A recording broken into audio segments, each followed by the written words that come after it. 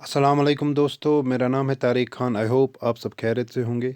आज हम एमसीक्यूज़ करेंगे इंडियन पॉलिटी पे। जो भी मैंने आज तक लेक्चर लिए हैं या जो भी आपने पढ़ा है अभी तक, तो उस पे आज हम एमसीक्यू करेंगे। इससे क्या हो जाएगा, एक तो आपको प्रैक्टिस हो जाएगी एमसीक्यूज़ की, और कुछ जो फैक्ट्स हमें स्किप हुए हैं लेक्चर्स के दौरान, एक तो उनको हम डिस्कस करेंगे और साथ साथ रिवाइज भी आपका हो जाएगा। क्लियर? तो चलिए स्टार्ट करते हैं। तो लास्ट लेक्चर में दोस्तों हमने मेकिंग ऑफ कॉन्स्टिट्यूशन प्लस जो उसके मिसलिनियस टॉपिक्स है, उसमें से 10 क्वेश्चंस किए थे सॉल्व। और हमने पार्लियामेंट और मिसलिनियस चैप्टर जो है उसके साथ या सब टॉपिक्स है, उसके 5 एमसीक्यूज हमने, यानी मनी बिल तक हमने ये क्वेश्चन भी हमने सॉल्व किया था। क्लियर? तो आज हम करते हैं दोस्तों। और इसमें हमने क्या देखा था कि मनी बिल के साथ जो है आर्टिकल 110 यानी 110 मनी बिल के साथ रिलेटेड है, और इसको हम सिर्फ लोकसभा में इंट्रोड्यूस कर सकते हैं। और इस पे मैंने पूरा एक डिस्कशन लिया था आपके साथ प्रीवियस लेक्चर्स में। क्लियर? तो चलिए, question number 6, who among the following was the first speaker of the Lok Sabha. दोस्तों वीडियो को पॉज करो और ऑप्शंस देख लो, और उसके बाद आंसर को मार्क कर लो, या फिर कमेंट सेक्शन में लिख लो क्वेश्चन नंबर के साथ और आंसर भी, या खुद ही इनको आप सॉल्व करो।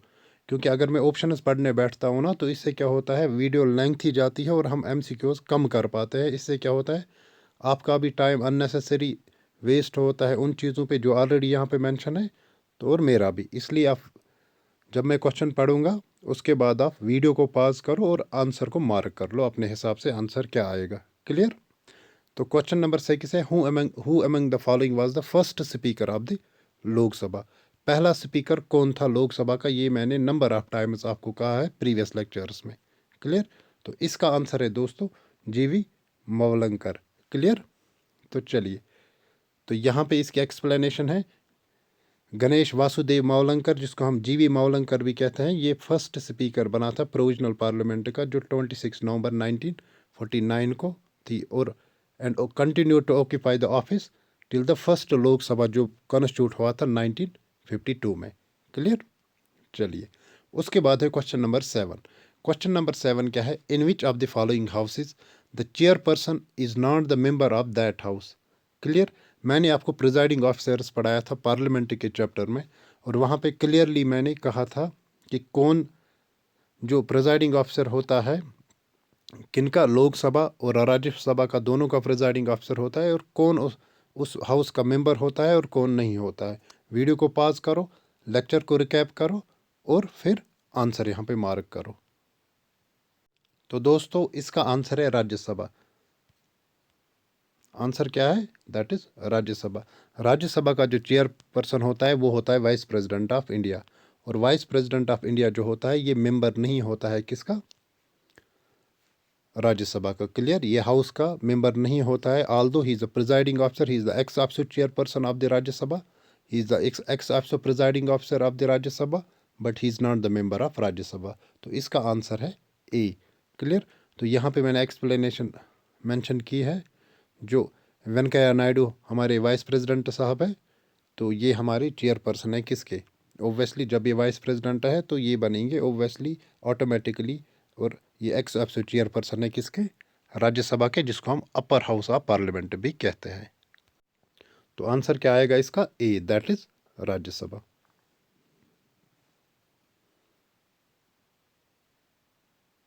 क्लियर? उसके बाद है question number 8, what is the minimum age for holding the office of the Lok Sabha. Sorry,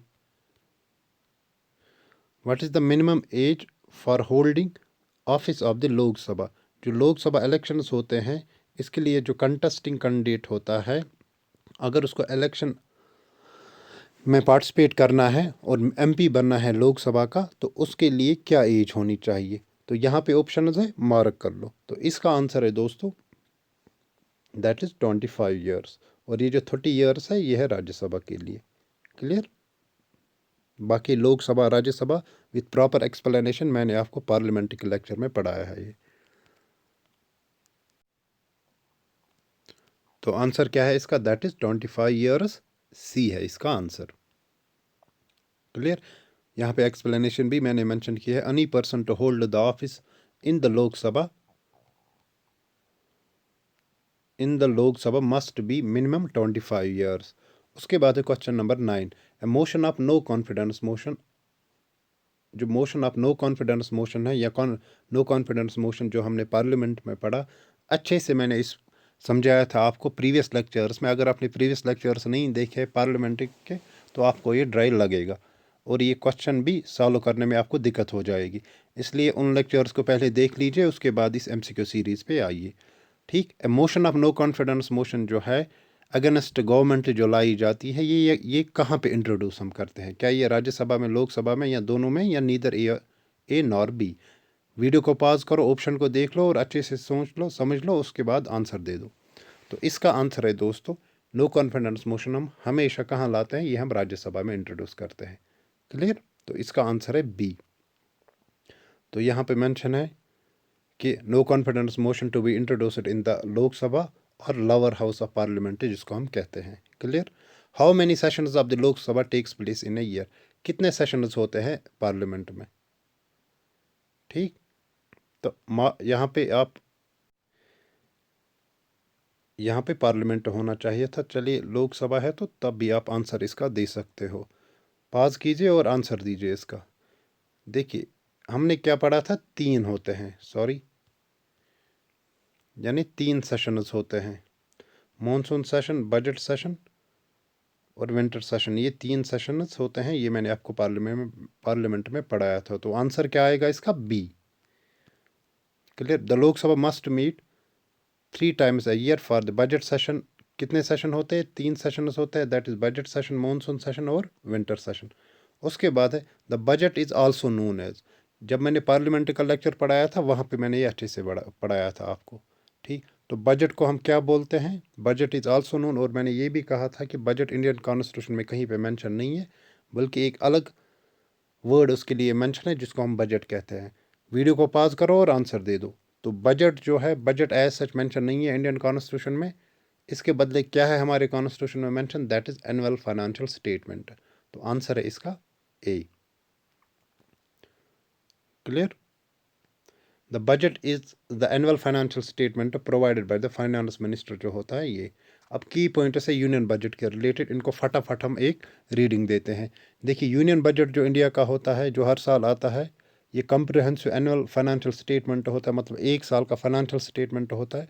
और आर्टिकल जो इसके रिलेटेड है, article 112, exam point of view से ये बहुत ही इंपॉर्टेंट है कि बजट हमें किस आर्टिकल में मेंशन है। As such word budget mention नहीं है, but annual financial statement mention है। कहाँ पे? आर्टिकल 112 में। It is a detailed account of government finances का डिटेल्ड अकाउंट होता है। रिन्यूज़ कहाँ से होंगे, सोर्सेज उनके क्या है, एक्सपेंडिचर क्या होगा। Clear? It is important to note that the term budget is not mentioned in our constitution, बल्कि मेंशन क्या है? Annual financial statement under article 112। Clear? उसके बाद है और कुछ इंपॉर्टेंट फैक्ट्स बजट के रिलेटेड। देखिए, फर्स्ट बजट जो प्रेजेंट किया था ये जेम्स वेल्सन ने किया था 1860 में। लेकिन first budget of independent India जो है वो प्रेजेंट किया था finance minister RK Shanmukham Chetty ने। कब? 26 नवंबर 1947 को। और फर्स्ट बजट जो रिपब्लिक इंडिया का प्रेजेंट किया था ये किया था जॉन मथाई ने ऑन 28 फरवरी 1950 को। और फर्स्ट रेलवे बजट जो प्रेजेंट किया था ये जॉन मथाई ने किया था 1924 में। किसकी रिकमेंडेशन में? एक कमेटी बिठाई गई थी जिसको कहते हैं हम एक्वर्थ कमेटी। क्लियर? तो इन फैक्ट इसको फटाफट आप भी रीड करना पॉज करके। देन लास्ट जो रेलवे बजट था वो प्रेजेंट किया था सुरेश प्रभु ने। कब? 2016 में। फिर 2016 में ये चीज़ें बंद। 2017 में रेलवे बजट को मर्ज किया गया किसके साथ? जनरल बजट के साथ। यानी अब हमारे पास रेलवे बजट नहीं है, अब ये रेलवे बजट जनरल बजट में मर्ज किया गया। कहाँ, कब से? 2017 से, 2017 से। और सुरेश प्रभु ने लास्ट टाइम पे जो लास्ट रेलवे बजट था 2016 में प्रेजेंट किया था। फिर 2017 में हमने रेलवे बजट को मर्ज किया किसके साथ? जनरल बजट के साथ। ना we don't have a separate railway budget, अब ये जनरल बजट में मर्ज किया गया है। क्लियर? और निर्मला सीतारमन जो है, सॉरी, निर्मला सीतारमन जो है, जो हमारी फाइनेंस मिनिस्टर साहिबा है, इसने एक ओल्ड एज ट्रेडिशन जो था कि जब भी बजट प्रेजेंट किया जाता था कहाँ पे, पार्लियामेंट में, तो एक ब्रीफ केस लाया जाता था, लेकिन इसने उसको बंद किया और इसने बही खाता सिस्टम यूज़ किया। ठीक, बही खाता में इस जो भी है बजट लाया और उसको प्रेजेंट किया कहाँ पे, 2019 के बजट में। ठीक, निर्मला सीतारमन जो है इसने बजट जो 2020 का पार्लियामेंट में सबमिट किया था और जो उसकी स्पीच थी that was considered as the longest in terms of duration. Clear. तो निर्मला सीतारमन जो है हमारी फाइनेंस मिनिस्टर साहिबा है। तो ये उसके रिलेटेड कुछ फैक्ट्स थे, इनको भी आप एक रिवाइज मार लेना। Then we have question number 12, the parliament of India consists of. मैंने जब भी आपको पार्लियामेंट पढ़ाया था मैंने कहा था 3 चीज़ें वहाँ पे होती है। तो इसका आंसर है, पॉज करो और आंसर दे दो। क्लियर। मैंने पार्लियामेंट जब पढ़ाया था बैक टू बैक मैंने ये क्वेश्चन बोला था वहाँ पे। तो आंसर है इसका, एक तो प्रेसिडेंट होता है, लोकसभा होता है और राज्यसभा होता है, यानी आंसर इसका बनेगा बोथ ए एंड बी। तो आंसर इसका बनेगा सी। यहाँ पे एक्सप्लेनेशन है, that is the parliament of India is composed of president, Lok Sabha and Rajya Sabha. Clear. Then we have question number 13, who decides whether the bill is a money bill और not. जब मैंने presiding officers पढ़ाए थे तो उस वक्त मैंने स्पेशल पावर्स एक प्रिजाइडिंग ऑफिसर के कहे थे आपके साथ और डिस्कस भी किया था अच्छे से। ठीक, तो आप यहाँ पे आंसर दीजिए कि कौन डिसाइड करता है ये मनी बिल है कि नहीं है। तो इसका आंसर है दोस्तों स्पीकर ऑफ लोकसभा। आंसर है C. Then we have question number 14, who is known as a father of Lok Sabha. Father of Lok Sabha हम किसको कहते हैं। ठीक, फादर ऑफ लोकसभा यहाँ पे ऑप्शन है, देख लीजिए इनको। फादर ऑफ लोकसभा हम कहते हैं, आंसर है इसका जीवी मावलंकर, क्योंकि यही फर्स्ट स्पीकर कहा जाता है लोकसभा का और इसी को फादर ऑफ लोकसभा भी कहते हैं। तो आंसर क्या बनेगा दोस्तों इसका, दैट इज जीवी मावलंकर। जीवी Mavalankar is known as the father of Lok Sabha. Then we have question number 15, Indian parliamentary system is based on which model। India का जो पार्लियामेंट्री सिस्टम है ये किस मॉडल पे डिपेंड है, कौन सा मॉडल हमने अडॉप्ट किया है जो यहाँ पे parliamentary system of form, parliamentary form of government है या पार्लियामेंट्री सिस्टम है। तो आंसर है इसका दोस्तों वेस्टमिनिस्टर मॉडल ऑफ गवर्नमेंट, जो कहाँ पे है, ब्रिटेन में है यानी यूके में है। क्लियर, यानी ब्रिटेन में है, सॉरी। तो आंसर है इसका ए। यहाँ पे एक्सप्लेनेशन है, the parliament of India is based on the Westminster model जो ब्रिटेन में है। Clear. Question number 16, which of the following Indians participated in all the 3 round table conferences. Sorry, ये INM में से ये क्वेश्चन आया है, लेकिन अब मैंने यहाँ पे क्यों लाया, क्योंकि ये उस पर्सनालिटी के रिलेटेड है जिसका इंडियन कॉन्स्टिट्यूशन में बहुत ही ज़्यादा योगदान है। तो इसका आंसर है जो राउंड टेबल कॉन्फ्रेंसेस हुई, अगर आपने इंडियन नेशनल मूवमेंट पढ़ा है तो राउंड टेबल कॉन्फ्रेंसेस हुई थी, तो 3 राउंड टेबल कॉन्फ्रेंसेस हुई थी। तो उनमें से जो यहाँ पे ऑप्शन है, तीनों में एक ने पार्टिसिपेट किया था तीनों कॉन्फ्रेंसेस में। तो इसका आंसर है BR अम्बेडकर, क्योंकि BR अम्बेडकर जो है इसको हम कहते हैं आर्किटेक्ट ऑफ इंडियन कॉन्स्टिट्यूशन भी, तो इसलिए इसके रिलेटेड ये क्वेश्चन आया था। मैंने सोचा BR अम्बेडकर के रिलेटेड क्वेश्चन पुटअप होते हैं, तो चलिए इसको भी यहाँ पे डिस्कस करते हैं। तो आंसर है इसका ए। यहाँ पे एक्सप्लेनेशन है कि डॉक्टर BR अम्बेडकर जो है participated in all 3 round table conferences. Gandhi ji participated, और गांधी जी ने पार्टिसिपेट किया था सिर्फ 2nd राउंड टेबल कॉन्फ्रेंस में। क्लियर। तो याद रखना ये फैक्ट, क्योंकि ये बहुत ही इंपॉर्टेंट है। ये 1-2 बार क्वेश्चन में ये सॉरी मैंने देखा है कि 1-2 बार ही एग्जाम में पुटअप हुआ है ये क्वेश्चन राउंड टेबल कॉन्फ्रेंस के रिलेटेड, कि किसने 3 बार तीनों कॉन्फ्रेंस में पार्टिसिपेट किया है और गांधी जी ने किस राउंड टेबल कॉन्फ्रेंस में पार्टिसिपेट किया है। BR अम्बेडकर ने तीनों राउंड टेबल कॉन्फ्रेंस में पार्टिसिपेट किया सॉरी, और गांधी जी ने सिर्फ 2nd राउंड टेबल कॉन्फ्रेंस में पार्टिसिपेट किया जो ब्रिटिश की तरफ से आई थी उस टाइम पे। उसके बाद है question number 16, who was the first and only satyagrahi to perform satyagraha for drinking water. देखिए कंसेप्ट ऑफ सत्याग्रह अगर हम पढ़ते हैं तो महात्मा गांधी हमारे जहन में आता है, लेकिन एक बंदा ऐसा था जिसने, he was the only and the first person who performed Satyagraha for drinking water के लिए इसने सत्याग्रह परफॉर्म किया था। तो यहाँ पे देख लीजिए और आंसर दीजिए। तो आंसर है इसका दोस्तों B R Ambedkar. Answer question ये ना ऑप्शन नंबर सी। यहाँ पे है कि doctor B R Ambedkar was the first and the only satyagrahi to conduct satyagraha for drinking water. Clear, answer है इसका B R Ambedkar. Then we have another question that is concept of welfare state जो है ये include है किस पार्ट ऑफ इंडियन कॉन्स्टिट्यूशन में। मैंने आपको फंडामेंटल राइट्स भी पढ़ा है, मैंने आपको डीपीएसपी भी पढ़ा है, फंडामेंटल ड्यूटीज़ भी पढ़ा है, प्रीएम्बल भी पढ़ा है। कंसेप्ट ऑफ वेलफेयरिज्म यानी वेलफेयर का कंसेप्ट किस इनमें से किस में किन आर्टिकल्स में मेंशन है। जो यहाँ पे मैंने कहा है एफआर में है, डीपीएसपीज में है, एफडी में है या प्रीएम्बल में है कि welfare concept of welfare state कहाँ पे हमें देखने को मिलता है, किन के प्रोविजंस में देखने को मिलता है।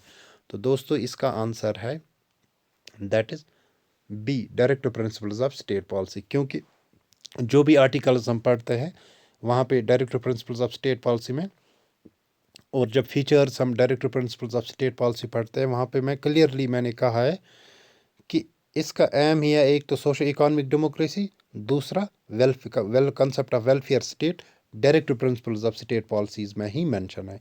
तो ये बात याद रखना, ये मोस्ट इंपॉर्टेंट क्वेश्चन है। और दोस्तों एक बात याद रखना, जो भी मैंने ये क्वेश्चन आपके साथ डिस्कस किया है ये मैंने नंबर ऑफ टाइम्स देखे हैं प्रीवियस एग्जाम्स में ये क्वेश्चन पुट अप होते हैं। अगर डायरेक्टली ये क्वेश्चन आपके एग्ज़ाम में नहीं आएंगे बट एट लीस्ट अगर आप इनको पढ़ लोगे अच्छे से, इनके ऑप्शंस को अच्छे से देख लोगे, इनकी एक्सप्लेनेशन को अच्छे से पढ़ लोगे, एट लीस्ट कल जाके जब आपका एग्ज़ाम होगा तो एट लीस्ट इनको याद रखने से आप एलिमिनेशन टेक्निक से वहाँ पे क्वेश्चन सॉल्व कर सकते हो। ठीक, तो ये बहुत इंपॉर्टेंट है। ठीक, इनको ईजी नहीं लेना, इनको अच्छे से समझना, अच्छे से पढ़ना और इनकी एक्सप्लेनेशन को भी अच्छे से ध्यान से पढ़ना, क्योंकि इसमें मैंने मैक्सिमम फैक्ट्स डाले हैं। क्योंकि जेके एसएसबी है वो तो ज़्यादा फैक्ट्स ही पूछती है, तो इसलिए मुझे जहाँ से लगा कि कहीं पे अगर हमें फैक्ट स्किप हुआ है जब भी हमने कोई टॉपिक पढ़ा है तो मैंने वो इन एमसीक्यूज़ के ज़रिए मैं वो आपके सामने प्रेजेंट कर रहा हूँ, इसलिए अच्छे से इनको समझना। तो कंसेप्ट ऑफ वेलफेयर स्टेट कहाँ पे हमें देखने को मिलता है, that is directive principles of state policy में। Clear, then we have question number 19। Question number 19 क्या कहता है कि the purpose of inclusion of DPSPs यानी जो directive principles of state policies है हमारे इंडियन कॉन्स्टिट्यूशन में, इनका पर्पस क्या है, कि ये इनका काम क्या है और ये क्या चाहते हैं इस्टेब्लिश करना। तो मैंने क्लियरली जब आपको पढ़ाया था तो इनका काम है सोशो इकोनॉमिक डेमोक्रेसी अपहोल्ड करना। मैंने जब आपको मैंने जब आपको प्रियम्बल ऑफ इंडियन कॉन्स्टिट्यूशन पढ़ाया था, मैंने वहाँ पे कहा था कि वहाँ पे एक ऑब्जेक्टिव है जस्टिस का, और वहाँ पे 3 पैरामीटर्स है जस्टिस में, सोशो इकोनॉमिक एंड पॉलिटिकल। और पॉलिटिकल जस्टिस किसे हम मेंटेन करते हैं, वो फंडामेंटल राइट से हम मेंटेन करते हैं। इसीलिए जब भी ये आएगा कि एम क्या है फंडामेंटल राइट्स का, कि इस्टेब्लिश क्या करना है, तो आप लिखना पॉलिटिकल डेमोक्रेसी। अगर directive principles of state policy का आए कि इनका एम क्या है, कि क्या इस्टेब्लिश करना, तो आप मार्क करना सोशो इकोनॉमिक डेमोक्रेसी। और ये क्वेश्चन मैंने देखा है नंबर ऑफ टाइम्स, ये क्वेश्चन भी पुट अप हुआ है एग्जाम्स में। क्लियर, जो भी कम्पिटेटिव एग्जाम्स हुए हैं आप प्रीवियस ईयर क्वेश्चन उठा के देख लो किसी भी कम्पिटेटिव एग्जाम से, तो ये जो directive principle of state policies है ये क्वेश्चन आपको वहाँ पे मिलेगा कि ये पुट अप हुआ है। चाहे डिफरेंट स्टेट्स में जो एग्ज़ाम्स होते हैं सब इंस्पेक्टर के या एसएससी के एग्ज़ाम्स होते हैं, तो ये क्वेश्चन पुटअप डेफिनेटली होता ही होता है। तो इसको डेफिनेटली याद रखो कि directive principle of state policies का एम ही है कि to establish the socio economic democracy. तो आंसर है इसका A. Then we have question number 20। Which article of the Indian constitution protect the right of minorities to establish the educational institutions of their choice. जब मैंने आपको fundamental rights पढ़ाए थे वहाँ पे मैंने क्लियरली हर एक आर्टिकल विद डिटेल्ड एनालिसिस आपके साथ डिस्कस किया था। अब इसको पॉज करो और मुझे आंसर दे दो कि किस आर्टिकल में मेंशन है जो प्रोटेक्ट करता है राइट ऑफ द माइनॉरिटीज़ कि वो इस्टेब्लिश कर सकते हैं और एडमिनिस्टर कर सकते हैं अपना एजुकेशनल इंस्टीट्यूशन अपनी चॉइस से। किस आर्टिकल में ये मेंशन है? तो दोस्तों इसका आंसर है आर्टिकल 30 में ये मेंशन है। Clear, then we have question number 21। Which one of the following pairs is not correctively matched. यहाँ पे आर्टिकल्स दिए गए हैं और साइड में सब्जेक्ट मैटर्स भी इनको दिए गए हैं, आपको बताना है इनमें से नॉट करेक्ट कौन नहीं है। अब हमेशा एक बात याद रखना, जब भी इस टाइप के इस फॉर्मेट के क्वेश्चन आएंगे आपके एग्ज़ाम में, which among the following is correct और which among the following is not correct, which among the following statement is correct, which among the following statement is not correct, पहले question को ही ऊपर जो not correct या correct है उसको mark किया करो। क्योंकि क्या होता है, एक तो ऑलरेडी एग्ज़ाम का प्रेशर होता है, हम नॉट करेक्ट को करेक्ट समझ बैठते हैं और हमको ऑप्शंस पता हो के भी, आंसर पता हो के भी हम फिर गलत मार्क करके आते हैं। क्लियर। तो यहाँ पे एक चीज़ ध्यान रखना कि जब भी इस फॉर्मेट के क्वेश्चन आएंगे नॉट करेक्ट और करेक्ट, हमेशा पहले मार्क करो। तो हमें क्या बताना है, विच among the following pairs is not correctly matched, कौन गलत है इनमें से जो करेक्टली मैचड नहीं है। यहाँ पे पॉज कर लो और इन ऑप्शंस को पढ़ लो और आंसर दे दो इसका। तो दोस्तों इसका आंसर है ऑप्शन नंबर डी, क्योंकि ये गलत है, ये करेक्टली मैचड नहीं है। क्योंकि right of minority to establish and administer educational institution, ये हमने अभी पढ़ा, ये आर्टिकल 30 में है, लेकिन यहाँ पे 31 मेंशन है, तो ये गलत है। तो आंसर इसका आएगा डी। क्लियर। और दोस्तों याद रखना, मैंने हर ये जो मैंने क्वेश्चन इसमें लाए हैं 30 क्वेश्चन ऑलमोस्ट, और मैंने वन लाइनर क्वेश्चन भी आप आगे देख लोगे, तो मैंने हर फॉर्मेट के क्वेश्चन आपके सामने रखा है, क्योंकि एग्ज़ाम में किसी भी फॉर्मेट के क्वेश्चन आ सकते हैं, कभी करेक्टली मैचड, कभी नॉन करेक्टली मैचड, कभी वन लाइनर भी आ सकते हैं। क्लियर। कभी डायरेक्ट फैक्ट्स भी आ सकते हैं। तो मैंने चाहा कि मैं हर फॉर्मेट के क्वेश्चन आपके सामने रखूं, ताकि आप फेमिलियर हो जाओगे एमसीक्यू से, ताकि कल आपको प्रॉब्लम ना हो जाए। Then we have question number, तो आंसर क्या आएगा क्वेश्चन नंबर 21 का, आंसर आएगा इसका D. Clear. Then we have question number 22. Which of the following rights can be enforced under the Article 32 of the Indian Constitution? जब मैंने आपको fundamental rights पढ़ाए थे तो मैंने आपको कहा था उसी टाइम प्रॉपर एनालिसिस मैंने आपको आर्टिकल 32 के बारे में दी थी।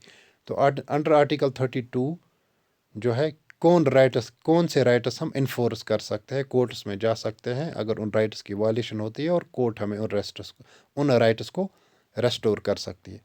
तो सिंपल ही है दोस्तों, article 32 itself is a fundamental right, यानी फंडामेंटल राइट ही हम इसे इन्फोर्स होता है। तो आंसर है इसका B. Question number 23, under the Indian constitution who among the following is considered to be the guardian of the fundamental rights. Indian constitution में अगर हम बात करेंगे तो किसको हम कहते हैं गार्डियन ऑफ फंडामेंटल राइट्स।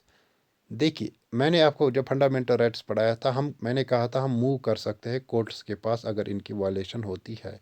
तो गार्डियन कौन बना फंडामेंटल राइट्स का, तो गार्डियन बना कोर्ट्स। और उनमें से मैंने क्या कहा था, एक तो हाई कोर्ट भी और सुप्रीम कोर्ट भी, दोनों के पास हम जा सकते हैं।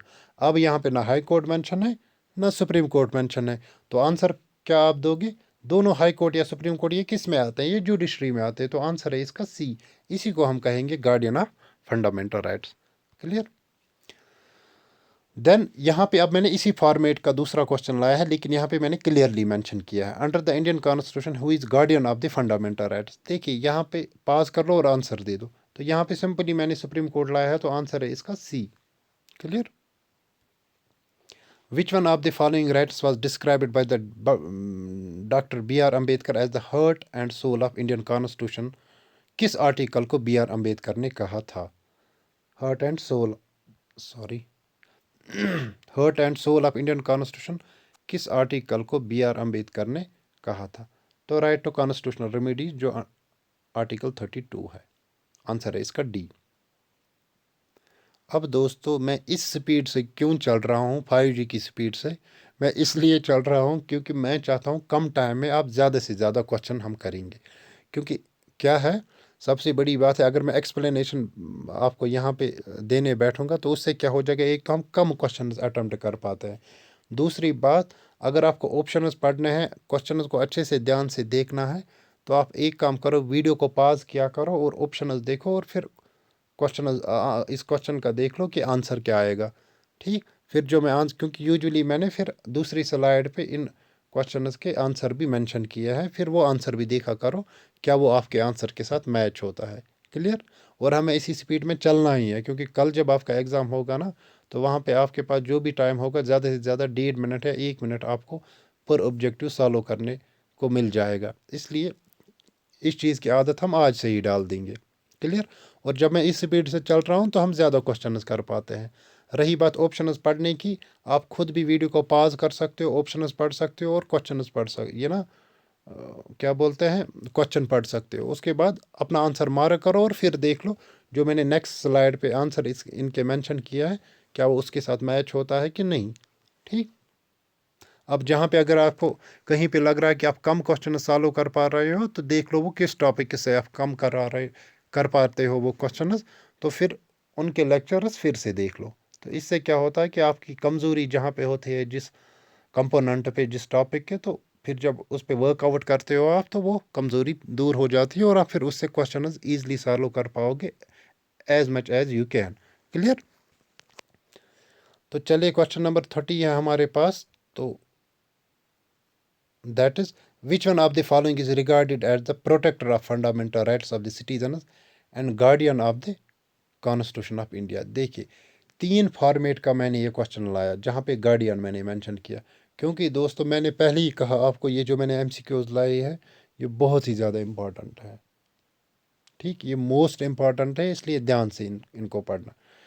अब किन को हम कहेंगे, किसको हम कह सकते हैं किस इंस्टीट्यूशन को कि वो प्रोटेक्टर है। पहले मैंने गार्डियन लाया था, अब मैंने प्रोटेक्टर लाया कि protector of fundamental rights of citizens और guardian of constitution of India हम किसको कहेंगे।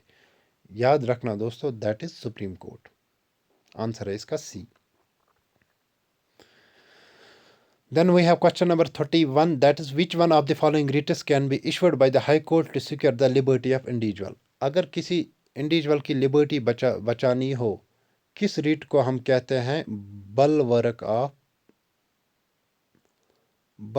Of individuals liberty. एक रिट है जो हमने 5 रिट्स पढ़ी थी फंडामेंटल राइट्स में, उनमें से एक रिट है जिसको हम कहते हैं कि ये सिक्योर करती है इंडिविजुअल की लिबर्टी, इंडिविजुअल की फ्रीडम।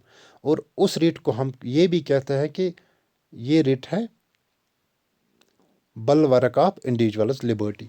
तो आंसर है दोस्तों इसका सी, हेबस कॉर्पस रिट जो है it is known as the writ which secures the liberty of the individual. और ये वो रिट है जिसको हम बलवर्क ऑफ इंडिविजुअल लिबर्टी भी कहते हैं। क्यों कहते हैं, थोड़ी सी एक्सप्लेनेशन में यहाँ पे दूंगा। देखिए आंसर है इसका C, that is habeas corpus. Clear. तो थोड़ी सी एक्सप्लेनेशन में यहाँ पे दूंगा। यहाँ पे मैंने ये रिट्स फिर से मेंशन की है जो मैंने आपको ऑलरेडी पढ़ाई थी फंडामेंटल राइट्स पे। ठीक, तो इनकी मीनिंग क्या है। देखिए हेबस कॉर्पस को हम क्यों कहते हैं बलवर्क ऑफ इंडिविजुअल लिबर्टी, क्योंकि अगर किसी बंदे को डिटेन किया जाता है और उस डिटेनड पर्सन, जिस बंदे को डिटेन किया गया, उसके घर वाले या उसके कोलीग्स या उसके दोस्त या वो खुद अगर रिट डालेगा कि मुझे डिटेन किया गया है अनलॉफुली। क्लियर। उसके बाद कोर्ट क्या कहती है कि उस एजेंसी को कहती है कि आपने इसको किस बेस पे डिटेन किया है। उसके बाद कोर्ट एनालाइज करती है फैक्ट्स को, एविडेंसेस को और काजेस को। अगर कोर्ट को लगा कि इस बेचारे को अननेसेसरी, ये इनोसेंट था, इसको डिटेन किया गया है, उसके बाद उसको फ्री किया जाता है। इसीलिए हेबस कॉर्पस को कहते हैं कि ये एक इंडिविजुअल की लिबर्टी बचाती है। क्लियर यहाँ तक। तो हेबस कॉर्पस है इसका आंसर, दैट इज सी। ये रिट्स मैंने फिर से यहाँ पे मेंशन किया, तो एक बार जब आपको ये नोट्स ऐप पे मिलेंगे तो उसके बाद एक रिवाइज इनको मार लेना। Then we have question number 32, that is the Supreme Court of India has propounded the doctrine of basic structure of the constitution in which of the following cases। एक केस हुआ था सुप्रीम कोर्ट का और वहाँ पे एक concept originate हुआ था, doctrine of basic structure. Basic structure of constitution क्या होता है ये मैंने आपको पहले भी समझाया था, फिर से मैं रिपीट करूँगा कि बेसिक स्ट्रक्चर का मतलब होता है कि वो चीज़ें अगर इनको किसी चीज़ कॉन्स्टिट्यूशन से निकाला जाएगा तो इंडियन कॉन्स्टिट्यूशन कोलैप्स कर जाएगा। यहाँ का पॉलिटिकल सिस्टम जो है, डेमोक्रेटिक पॉलिटिकल सिस्टम है, उसकी एसेंस नहीं रह पाएगी। इसी तरीके से जब अगर हम ह्यूमन बॉडी की बात करेंगे तो ह्यूमन बॉडी का बेसिक स्ट्रक्चर अगर हम देखेंगे, हेड है, ब्रेन है या बाकी जो भी हार्ट है या जो बाकी जो भी विटल ऑर्गन्स है, अगर हम वो ह्यूमन बॉडी से निकालेंगे तो ह्यूमन बॉडी कोलैप्स कर जाएगी। तो इसी तरीके से यानी ह्यूमन बॉडी जिंदा नहीं रह सकती। इसी तरीके से इंडियन कॉन्स्टिट्यूशन के केस में भी बेसिक स्ट्रक्चर्स है कुछ, और ये जो डॉक्ट्रिन ऑफ बेसिक स्ट्रक्चर है ये हमें कहाँ से देखने को मिला, ये किस केस में ओरिजिनेट हुआ? तो आंसर है दोस्तों इसका Kesavananda Bharati case, that is option number C.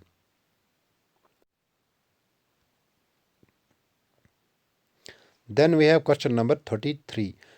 Who among the following headed the 9-judge constitutional bench that declared right to privacy as a fundamental right? एक कॉन्स्टिट्यूशनल बेंच बिठाया गया था जिसने राइट टू प्राइवेसी को डिक्लेयर किया फंडामेंटल राइट, और ये nine जजेस कॉन्स्टिट्यूशनल बेंच था। और उस कॉन्स्टिट्यूशनल बेंच का हेड कौन था आपको वो बताना है। कुछ ऑप्शन यहाँ पे है।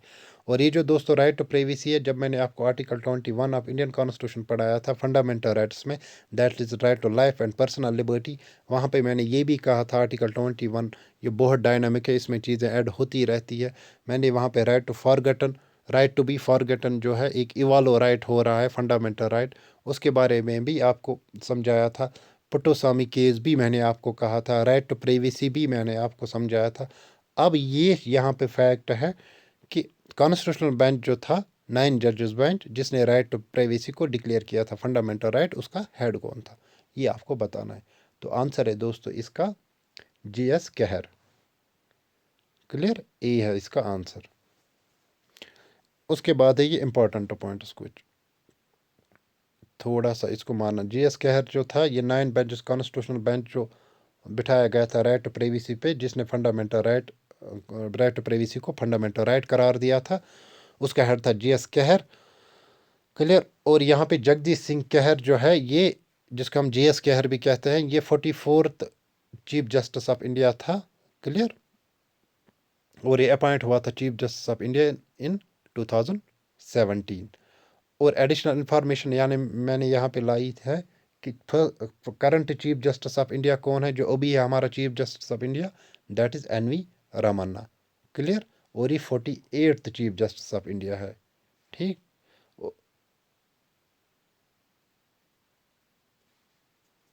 उसके बाद HJ कानिया जो है ये served first chief justice of India from year 1950 to 51। Then we have question number 34, that is in which of the following articles of the Constitution of India the right to equality are mentioned? Simple question है, right to equality किस में mention है? तो यहाँ पे है, मैंने bunch of rights लिए हैं, तो यहाँ पे है ऑप्शन नंबर सी, आर्टिकल 14 से 18 तक हमें आते हैं राइट टू इक्वलिटी। 25 से 28 तक आता है रिलीजियस राइट्स।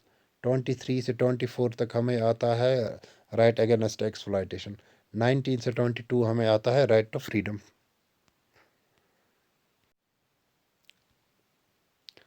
यहाँ पे की पॉइंट्स है, इन राइट्स को मैंने अच्छे से यहाँ पे मेंशन किया है, तो इनको एक बार पढ़ लेना कि आर्टिकल 14 में क्या आता है, 15, 16, 17, 18 में। Then we have question number 35. Which part of the Indian Constitution contains the fundamental rights of the citizens of India? देखिए इंडियन कॉन्स्टिट्यूशन में 25 पार्ट्स है, 12 शेड्यूल्स है। अब किस पार्ट में इंडियन कॉन्स्टिट्यूशन, यानी हमने इंडियन कॉन्स्टिट्यूशन को 25 पार्ट्स में डिवाइड किया है और 12 शेड्यूल्स है। अब आपको कहना है कि जो ये जो फंडामेंटल राइट्स है ये किस पार्ट ऑफ इंडियन कॉन्स्टिट्यूशन में मेंशन है। सिंपल ही है दोस्तों, that is under part 3rd of the Indian constitution. तो आंसर है इसका ए। यहाँ पे कुछ इसके फैक्ट्स है फंडामेंटल राइट्स रिलेटेड, तो इनको देख लेना। अब है one liner questions. The concept of fundamental rights जो है हमने कहाँ से डिराइव किए, ये वन लाइनर क्वेश्चंस है, इनको नीचे ऑप्शंस नहीं है। फंडामेंटल राइट्स जो हमने लाए हैं कहाँ से लाए, डिराइव किए हैं, USA से डिराइव किए हैं, लाए हैं, इंस्पायर होके इंडिया में फिर फिक्स किया है। उसके बाद है फंडामेंटल राइट्स जो defined in which part of the constitution, अभी हमने पढ़ा पार्ट 3rd आर्टिकल 12 से लेकर 35 तक। इन वन लाइनर क्वेश्चन से क्या होता है दोस्तों, एक रिकैप होती है जो हमने चीज़ें अभी तक पढ़ी। How many fundamental rights are there in Indian constitution, कितने फंडामेंटल राइट्स है, 6 है, 7 थे, लेकिन राइट टू प्रॉपर्टी को फिर निकाला गया और उसको under article 300A legal right बनाया गया, और अभी हमारे पास है 6। राइट टू प्रॉपर्टी क्या है, ये लीगल राइट है। क्लियर। और राइट टू प्रॉपर्टी को फंडामेंटल राइट से जब निकाला गया था, एलिमिनेट किया गया था, तो किस अमेंडमेंट से किया गया था? 44th। Which article of Indian constitution abolish untouchability? Article 17। Which article of Indian constitution provides equality of opportunities in matters of public employment? तो article 16। By which constitution amendment act a new article 21A जो education के साथ deal करता है, insert किया था Indian constitution में? तो अमेंडमेंट 86 से। Clear? Cultural and educational rights कहाँ पे मेंशन है? 29 to 30 आर्टिकल जो है, जहाँ पे माइनॉरिटी राइट्स भी आते हैं, वहाँ पे ये मेंशन है। With what objective cultural and educational right जो हमारे हैं, आर्टिकल 29 और 30 में मेंशन है, incorporated in the fundamental rights. और इनका बेसिक मोटिव क्या है? इनका यही है कि help the minorities to conserve their distinctive culture, language and security. उसके बाद है 11, without which basic fundamental rights have no value. ठीक, तो अगर हमारे पास कॉन्स्टिट्यूशनल रेमिडीज़ नहीं होगा, आर्टिकल 32 नहीं होगा, जिसकी वजह से हम सुप्रीम कोर्ट रिट इशू कर सकता है अगर किसी विक्टिम के या उस बंदे के जिसका फंडामेंटल राइट वायलेट हुआ है, अगर वो वायलेट हुआ है, तो अंडर आर्टिकल 32 वो सुप्रीम कोर्ट जा सकता है और उसके फंडामेंटल राइट जो है रेस्टोर हो सकते हैं, प्रोटेक्ट हो सकता है। अब दोस्तों है इम्पॉर्टेंट आर्टिकल्स, यहाँ पे मैंने मेंशन किया है कौन कौन से आर्टिकल्स आपको याद रखने। देखिए, एफआर के सारे आर्टिकल्स याद रखने। फंडामेंट याद क्या रखने हैं? मतलब जो सब्जेक्ट मैटर है उनका ज़्यादा डिटेल में याद नहीं रखना है, लेकिन सब्जेक्ट मैटर याद रखना है। जैसे राइट टू इक्वलिटी किस में आता है, अनटचेबिलिटी किस में आता है, right against titles, religious rights, right against exploitation, minority rights, constitutional remedies. तो इनके आर्टिकल्स आपको याद रखने हैं। डीपीएसपी के वो आर्टिकल जो इम्पोर्टेंट है, और ख़ास तौर पर ये आर्टिकल्स ये याद रखना, क्योंकि मैंने आपको ऑलरेडी पढ़ाया है इनका सब्जेक्ट मैटर। तो उन टॉपिक्स में जाइए और वो देख लीजिए और इनको याद कर लीजिए। और ये आर्टिकल्स प्रेसिडेंट के रिलेटेड एग्जीक्यूटिव पावर और ख़ास तौर पर impeachment of president, article 16 most important है, इसको याद रखना कि प्रेसिडेंट को हम किस तरीके से रिमूव कर सकते हैं, जिसको हम कहते हैं इम्पीचमेंट ऑफ प्रेसिडेंट, वो अंडर आर्टिकल 61 है। और यहाँ पे मैंने बाकी आर्टिकल्स भी मेंशन किया है, कंपोजिशन वगैरह वो ये। तो इसमें से बहुत सारी चीज़ें हमें पढ़नी हैं, जैसे इमरजेंसी प्रोविजंस हमें पढ़ना है, फाइनेंशियल इमरजेंसी 360 में, 352 में नेशनल इमरजेंसी। तो ये हम इसके लिए अलग से हम टॉपिक पढ़ेंगे। तो 2-3 लेक्चर्स उसमें आएंगे, पुल और एमसीक्यूज भी हम उधर डिस्कस करेंगे। लेकिन आर्टिकल्स आप तब भी याद रखना, ठीक, क्योंकि हार्डली ये 4 स्लाइड्स है। तो अगर हम पीडीएफ में इसको देख लेंगे तो ये हार्डली 1 पेज बन जाएगा। ठीक, तो इनको एक रिवाइज मार लेना। चलिए दोस्तों, आज के लिए इतना ही। मिलते हैं नेक्स्ट लेक्चर में, तब तक के लिए अपना ध्यान रखो, ख्याल रखो। Take care.